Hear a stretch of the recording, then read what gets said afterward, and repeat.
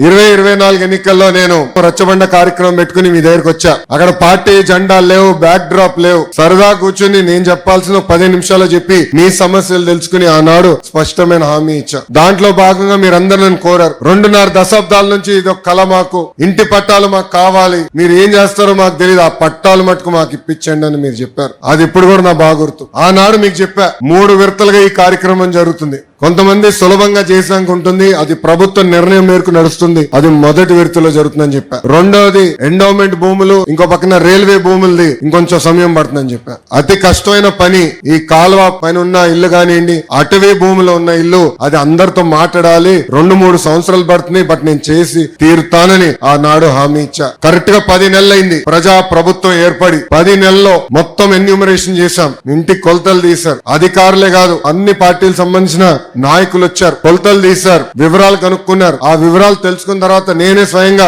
Revenue మంత్రి అనగాని సత్యప్రసాద్ గారితో, గౌరవ ముఖ్యమంత్రి గారితో అనేక సార్లు మాట్లాడి ఏకంగా అది కేబినెట్ కి తీసుకెళ్లి కేబినెట్ లో ఆమోదం తెలిపిన తర్వాతనే ఈ కార్యక్రమం మన ముందలు తీసుకెళ్లే పరిస్థితి. మీరందరూ ఒక్కసారి గుండెపై చేయబెట్టి ఆలోచించారు. గత 2.5 దశాబ్దాలుగా మీకున్న కళ ఇది. అనేక మంది నాయకులు మీరు కలిశారు. జిరాక్స్ ప్రింటింగ్లకే విపరీతంగా ఖర్చు అయిపోయింది, కాగితాలు ఇచ్చేదని ఖర్చు అయింది. అలాంటిది వేదికమైన నాయకులందరం మేము కష్టపడి, మీ దగ్గర ఒక బాటిల్ నీళ్ళు కూడా మేము తాగలేదు, మీకోసం కష్టపడి అవినీతి లేకుండా ఈ రోజు మీకు ఇల్లు పట్టాలు మేము ఇస్తున్నాం. పెద్దలు ఇప్పుడే చెప్పారు, దాదాపు మొదటి విడతలో మార్కెట్ విలువ 1000 కోట్లు విలువైన ఆస్తిని ఈ రోజు మీకు శాశ్వతంగా హక్కు కూటమి ప్రభుత్వం అందజేస్తుంది. ఈ వీడియో నచ్చితే లైక్ చేయండి. అలాగే మా ఛానల్ ని ఫస్ట్ టైం కనుక చూస్తున్నట్టయితే ఇప్పుడే సబ్స్క్రైబ్ చేసుకుని పక్కనే ఉన్న గంట సింబల్ ని యాక్టివేట్ చేసుకోండి. అప్పుడే మేము పెట్టే ప్రతి వీడియో మీకు నోటిఫికేషన్ గా వస్తుంది. అలాగే ఈ వీడియో పూర్తిగా చూసినందుకు ధన్యవాదాలు.